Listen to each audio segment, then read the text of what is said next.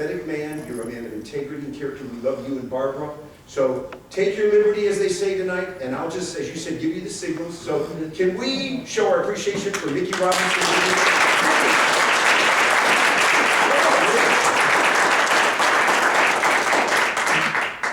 And all this stuff, I will leave some of it, hopefully it'll be helpful to you. I love living in Nashville, formerly from Cleveland, local area, and I remember when he played in a band called The Lost Soul. Oh, Lord. But I just have some of the fondest memories of Larry. The first time my wife and I ever participated in worship with an overhead projector was at TAG in D.C. Shocked you, right? It was ecstatic. You know, the first time I actually did worship was we went to see second chapter back at the Christian concert. It went from, it wasn't a concert, it was worship. And, you know, we live in a time when the higher we go, you know, in praise, the deeper you go in worship and experience the presence of God. And I'm here to talk about some things that really help people get a proper focus. Now, I got a bunch of stuff out there. I want to give some stuff away. This is how to stir up the gift of the Holy Spirit. Who like this? I'm going to throw up the light. This is an audio version, a longer version of what I'm going to share tonight of my testimony. If you get this, if you just listen to it and give it to somebody who maybe they've been hurt, they don't believe in the power of God, they don't believe that God does this stuff today that He does, you know, just get it to people who would be willing to do that. Okay, I'll set that over there. And this is a book called The Prophetic Made Personal. There's a bunch of those back there. Interesting thing about this book, at the end, there's different sections about, we're all to be prophetic. It's not special people who go around with a hood over their head and they're very strange. They're so deep, God can't even understand them.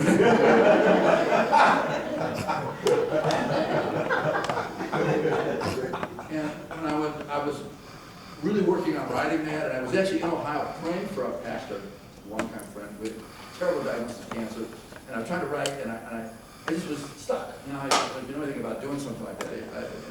And so I'll turn on TV and bore myself, and maybe I'll get inspired, and I fell asleep in this hotel. And I am a very light sleeper. I can hear a mouse burp in the attic waiting to I fall asleep and slept all night, TV blasting, lights out. I woke up, I gotta go to church, you know, put my pants on and shave, and I look at it, my computer's open, and the Holy Spirit wrote in bold letters a paragraph on the top of my page. Whoa. I have sent you to these people for a specific purpose. Your life is not your own. And they wrote 3 other lines that I wasn't sure if it was for me or for the church or who. It is for everybody. It was about how God, things are different. God is sanctifying. He is cleansing. He's going to do things. And in the end of it, it said, prophetic made personal. Bullseye. It could have been any more personal.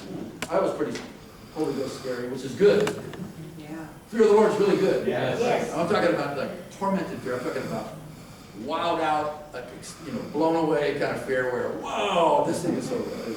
So that book is very special to me in a number of ways. But I want to really be faithful to do this. I love the fact that it's a lecture that's called that, and so I'm not going to be preaching, I will be exhorting, I'll do whatever the Holy Spirit wants me to do, but I want this to be conversational.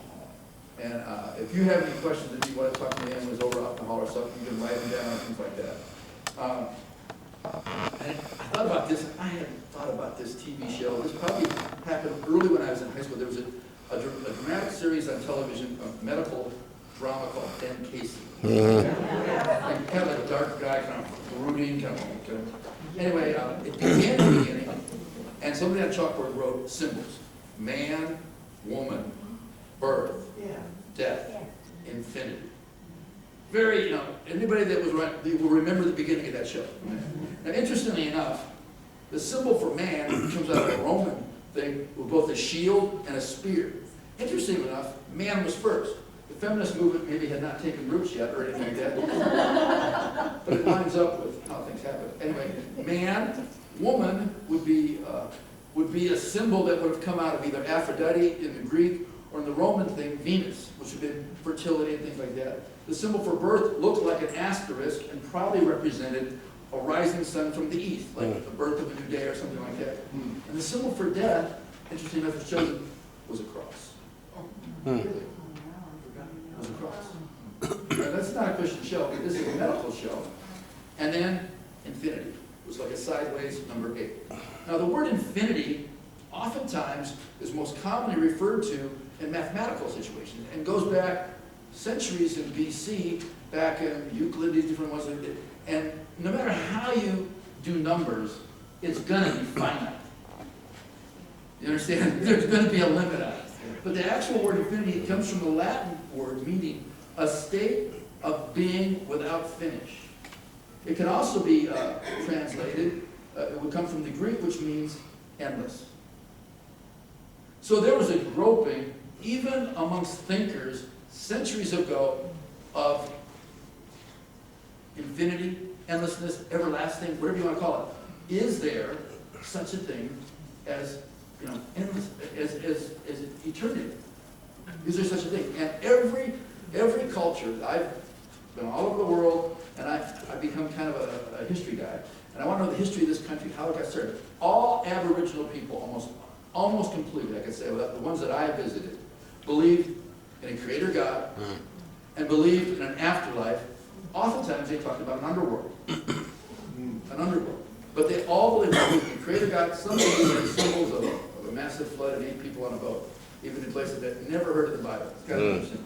But I just saw this, I thought about this, this TV show, which was really popular, in my young teenage years. Man, woman, birth, death, infinity. And the question about life is obviously is talked about a lot in every culture, in every society, everywhere. And I want to just float this out here as we start.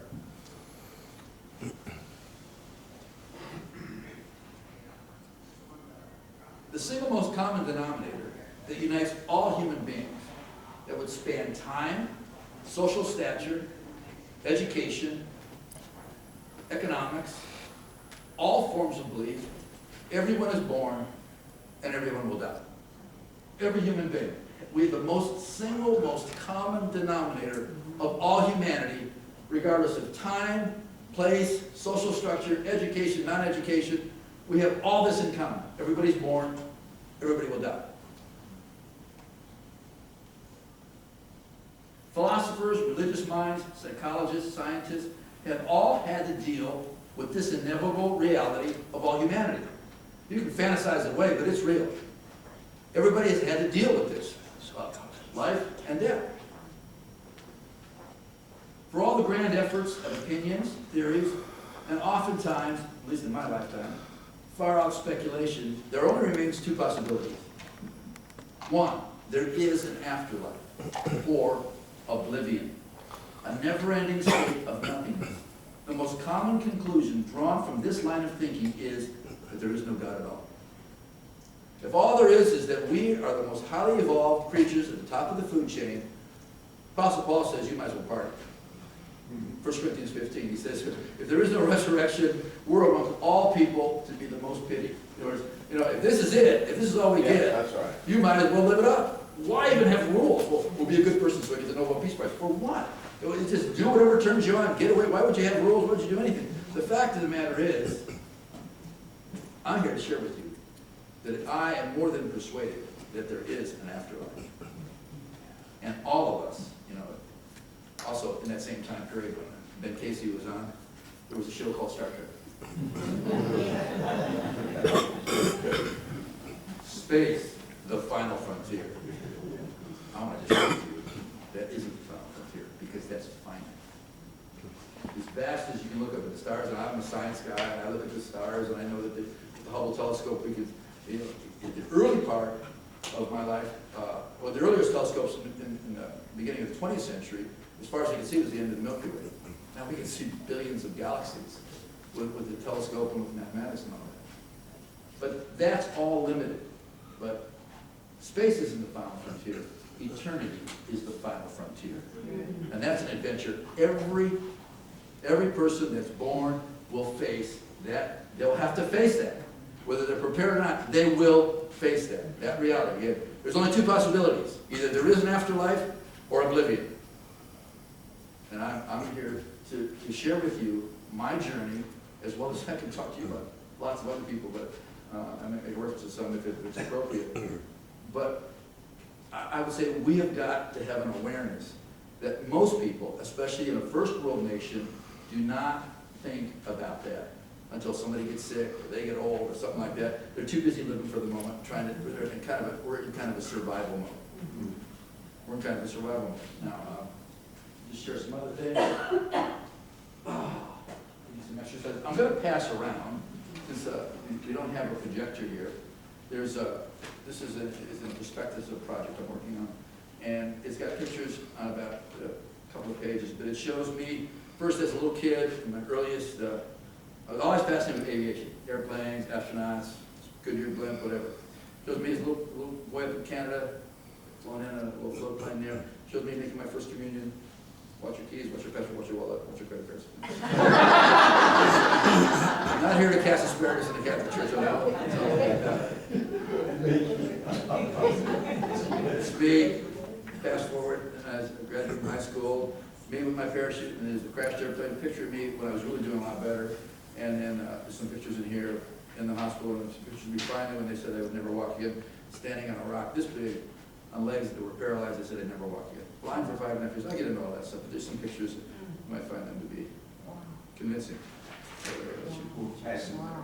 Keep it rolling, right? Here we go. So look at it, keep it rolling. I'm going to read an introduction. I'm in the process of rewriting my book. I've written 3 books. The first one's called Falling to Heaven. It's my personal testimony. I'm going to just read the introduction, and it will help. Just give kind of a little bit of composite history of who I am. This is a book, a story about life. Life seen through the eyes of a young man born in the last half of the 20th century. In this half century, that's back, I was born in 1949. In this half century, more change has taken place than all previous history added together. The population has more than doubled. Technology, information, and knowledge increases and is shared globally as it happens. The post-World War II society in America emerged, lavishly filled with freedom, prosperity, and unprecedented opportunity and power. America came out of World War II as a leading superpower. The ascent to achieve the American dream was daggled before the eyes of this young man and his mind glamorously portrayed by TV, movies, music, sports, and a handsome young American president. The brave new society also contained dark, ominous shadows of the Cold War, potential nuclear annihilation, and the breakdown of some sound traditional values. The revolutionary aspect of the turbulent 1960s trumpeted free love, drugs, lawlessness, and God is dead, or God is whatever you want your God to be. That had never happened in the United States before, but in our lifetime, in the latter years of the 60s, the latter years of the 1960s, that all happened in a very short period of time. The young man in this story grew up in an ideal American suburb, middle to upper middle class dream. Even his home address, Pleasant Valley, gave the impression near utopian mid-American optimism. However, his home life was plagued with family strife, alcoholism, and unpleasant disharmony. These conditions were not uncommon in that area. They were just not talked about like they are now. Looking outside the family role models, he gravitated towards a lifestyle of adventurous, live for the moment pleasure, seeking all these things until his world was savagely interrupted by a tragic collision with human mortality. At a point of utter hopelessness, he passed from this natural world into the spirit realm. He was sent back to be a messenger of life and hope to all people. He slipped the surly bonds of earth and touched the face of God. I'm that young man, and this is my story. So, just a little summary, but I'm going to get into some practical details. I was born in Cleveland, Ohio, Larry and I, graduated from high school the same year. And, we grew up in an incredible time. As I was tracking some of Billy Graham's history in the year that we were born, 1949, leading up to the famous preaching in Hollywood Bowl. Just 4 years after the war was over, America was number one. Everything about our country, America was the best. We had the best products, we had the best cars, we had the best sports, we had the best, it was a golden age of America. And I read about Billy Graham, what led up to it. There was intercessory prayer. There was this reach out in Los Angeles, and then, boom, it happened. And he preached, and it exploded. And an unbelieving man, William Randolph Hearst, sent 2 words to his editorial department: Puff Graham. Giant headlines. Launched this wavy-haired preacher into, he is the most recognizable face of authentic Christianity in the last 500 years. And it took a person, and I think that the years that we grew up, Larry, we were in the golden time in America, and I don't want it to be the last time. So anyway, I started as a child, pictures of children. Grew up in a town called Independence, Ohio. Really, and it was actually, we had suburbs. We didn't have malls, you had to go downtown for everything. And your parents would trust you to be 11 truckers and ride on a bus by yourself. You're not going to get shot or do anything. And my mom was this little tiny Sicilian Catholic. So from the time I'm a baby, I'm in church the whole time. Every Sunday, every holiday, Groundhog Day, every day you're in church all day. Otherwise, it's a deadly sin. It's called a mortal sin. You don't go, you're dead. Venial sins or marginalized sins, you still got to talk about them, but you don't have to worry about them. So I went to 8 years of St. Michael's School, and we had nuns, and these were serious nuns. They had the real nun deal. I mean, they had the nun shoes, not long dresses in the summer. We called them moles because they just like this. They had the rope on here, beads on it, and they were tight, man. They were good teachers, but if you messed around, you had to put your hand up there and had a big wooden ruler with a steel blade on it. Some of them needed to go out on a date, I think. So actually, they were good teachers. And there's a lot of redemptive things I think about just my background. Even though I could think of hurtful things, but I could think of the redemptive things and how God uses stuff. So I was an altar boy, the whole deal. And then after I had survived 8 years of Catholic school, I went to the public high school, Independence, where I was an athlete. It's really good. Championship football team. I was on a swim team in our community. Of course, I played Little League baseball. If you're a kid in America at that time, you would play baseball. Is probably something. You know, probably get sozo or something.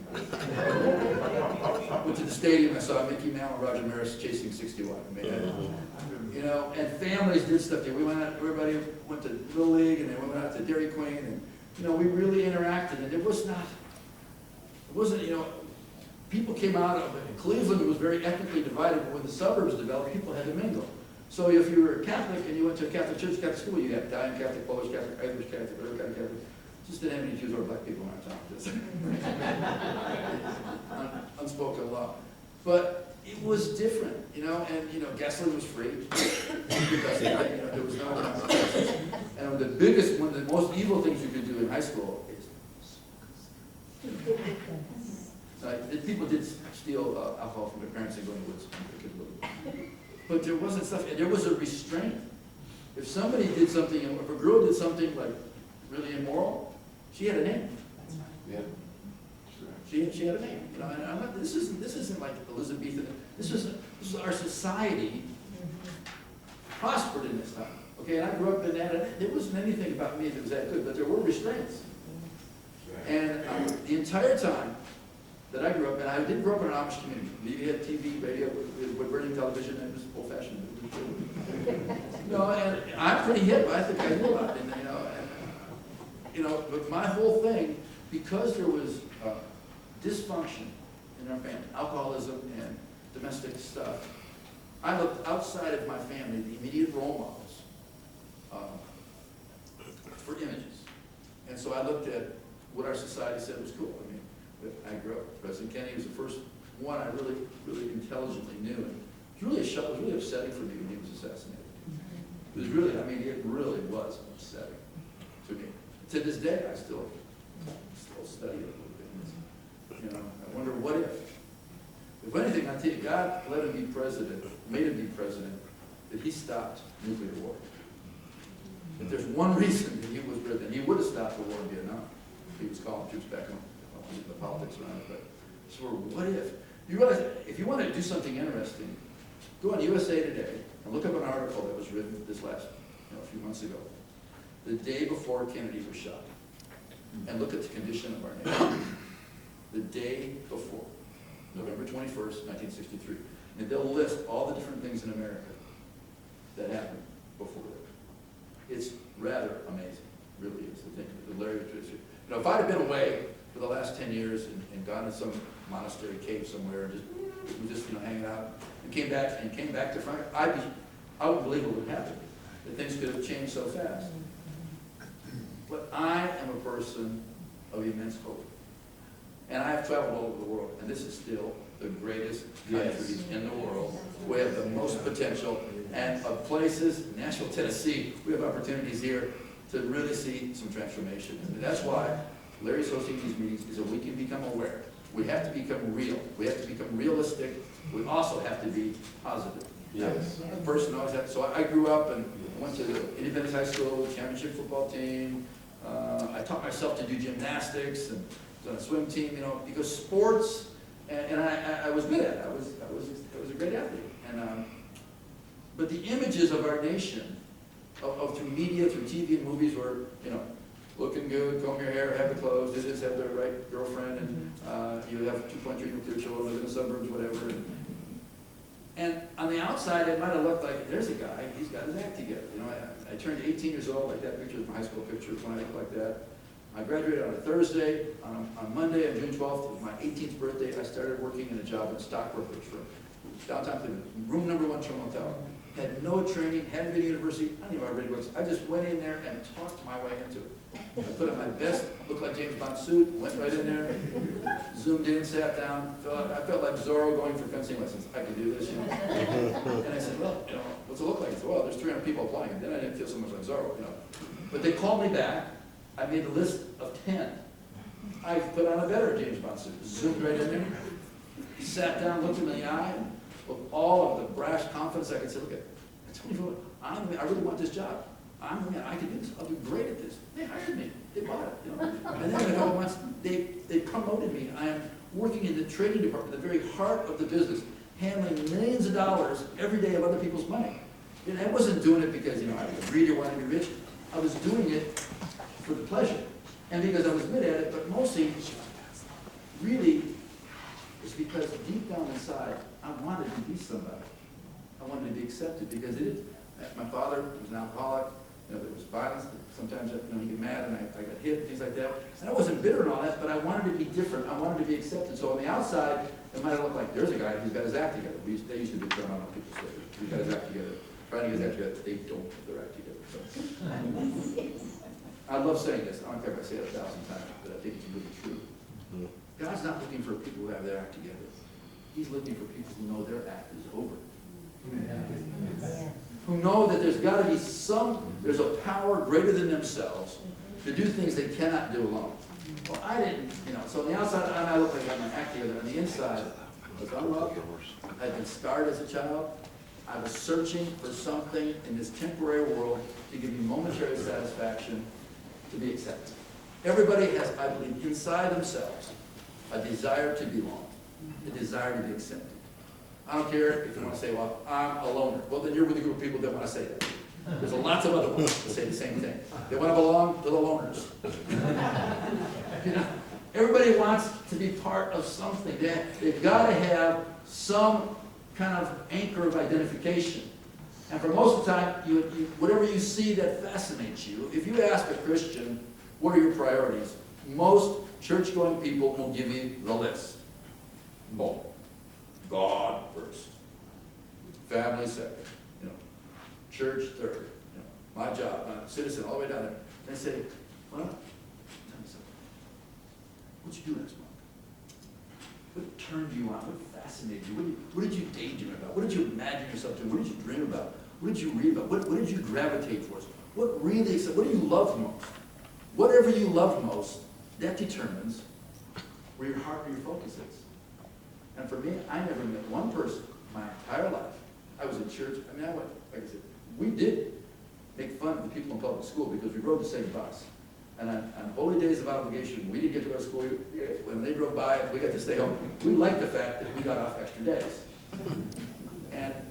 But in my entire time of going to church, all that time, hanging around people who go to church, I heard the stories all about Jesus. I never met one person who had an encounter with a real God, who had anything change their life, answered prayer, or even understood what the gospel was. Never met one person. It personally spoke to me about the reality. And in terms of, you know, as my life went forward, and of course, you know, when you're a teenager, you become very smart. It's like, hey, you parents, if there's any young people here, I'm your friend. Believe me, you like me, okay? But it's funny when your kids grow up and they go, Dad, you just don't know. What do you do? I just arrived on the planet. I do. When you start learning things and you're immature, or you're not really that mature or something, you think you know everything. And so with my scientific mind and everything, I began to rationalize other things, all that. I went to church just out of routine because my girlfriend went to, because we just went to church. Raced out of there, as soon as there's a little breaker at the end of Mass when you actually have permission to bolt. There's permission for an early bolt. You allow. And you get 1 foot. Huh? Yeah, careful. Yeah. Anyway. Sorry. Shoot that rabbit. But I never thought, I don't know if there was ever a time, I'm sure I prayed like when Kennedy was shot, but it went away. And there was one time when there was a visiting South American guy, like a priest that was probably a real believer, and he got us to say things. We were young boys in grade school that we never told anybody. And forgiveness is good for the soul, but I wasn't transformed. There's certain things that people do that make them feel good, but it may not be changed. And I'll talk a little bit about that in a bit. So, high school, and I was always like into extreme stuff. Man, I snow ski, taught myself to snow ski, Boston knows, zooming down then Pennsylvania, New York, Vermont, man, I'm skiing, buy my own stuff. A self-sufficient person. A person that's in, everybody has something wrong with them if they're in a dysfunctional situation. I would be called a self-nurturer. And I have to say this, a self-made man is a moron for a creator. That's what. so I was inventing myself. I was making myself in my own image, a cross between Superman and James Bond, and I was working at the brokerage firm. Then I started flying airplanes. Then I started jumping out of them, and I became a skydiving crackhead. I became one jump addicted. Out there past Hiram College, Garrettsville, Ohio, Cleveland School, sport parachute. Boom, one jump, and then after 20 jumps, I became a professional skydiver. Now nobody in the history of aviation has ever done it, to this day. And 20 jumps. Then we started our own club on the west side of town, over in a place called Brunswick, Ohio, and we're training students, and we're getting paid to make jumps into political functions, church carnivals, 15,000 people, they're gambling on us, are we hit the target and all that. I mean, this was like, this was really, I did it for pleasure. So you must have been an adrenaline junkie. No, it's for pleasure. I know there's some relevance about the 7 mountains of influence, but I think more importantly than anything else, we're built for pleasure. We are attracted to pleasure. We really are. And the only problem is that we will substitute the earth's pleasure, temporary pleasure, instead of greater pleasure. And so I'm doing this because and I'm good at it. I didn't care anymore. It was about the money, and it wasn't about it. I was never afraid of skydiving. I was a natural. I was an athlete, and I was a gymnast, and I imagined myself doing it. 20 jumps, I'm a professional. We're jumping, we're starting school and all that. I didn't know that life could change like that, and it would never be the same forever. Never. I was literally living for the moment of being in free fall. That's what I thought about. If someone had told me that skydiving was my idol or a god, I'd have punched him out. Because I was a skydiving apostle and an evangelist. Had a bumper sticker, insignia on my shirt, man. I found identity in this temporary thing. And we're going to make a practice jump. 3 professional skydivers, myself, my partner in this new venture, another tremendous skydiver, and then 2 students. In a 6-passenger Piper Cherokee airplane. And right after takeoff, we removed 5 seats of a 6-passenger plane, so we have room for our equipment and more room to move around. And took off the baggage door off the left side of the aircraft's fuselage. And the plane had taken off, and we were just climbing out. By then, 100-some feet in the air, the total engine failure. The engine quit, and we lost all of our lift. Lift is the aerodynamic property that makes you fly, and if you lose your lift, you just drop. If you've ever taken flying lessons or you've been in an airplane, they make you stall. It's scary because the airplane just drops. You're just not flying. So I actually had kind of was dozing off because it was boring. I hated flying. It took too long. I like to just go up there and jump and just do it again. See, when you're obsessive, you're totally consumed by something, it's your total focus. There's no amount of time that's too much time. There's no amount of money that's too much money. And so I just wanted to go with these students out and go out there. We're going to 13,500 feet and practice aero maneuvers called relative work. So all of a sudden the engine quits and the pilot says, "Oh my God, we're going down." Straight down we go. And I'm sure the view out of the windshield was like, we're all dead. We didn't have time. There's no time trying to gain airspeed, could start the engine up, there's a way you jump out, you can't do that, seconds. And then we hit a giant tree, right where the wing is joined to the fuselage. I fly forward, we had taken the seats out, there's no seatbelt, my face stuck my body going 100 miles, right here. And the earth did not give at all, for some reason. All the impact was localized right here. Earth didn't, wasn't spongy at all, it just remained still. It was very amazing. 100 and then 0. Very, very amazing. And the cartwheel on its wing slammed to the ground. It was obviously a horrific crash. And the students were injured. Their helmets of my buddies went into their faces and busted up their face open. So they got them out and ran away. And the last one out of the plane was the guy that was closest to the door, and he should have been the first one out. And he looked, and we were moving, me and the pilot were moving. He figured we're on our way out too. And he took a few steps away, and then whoosh, the plane exploded.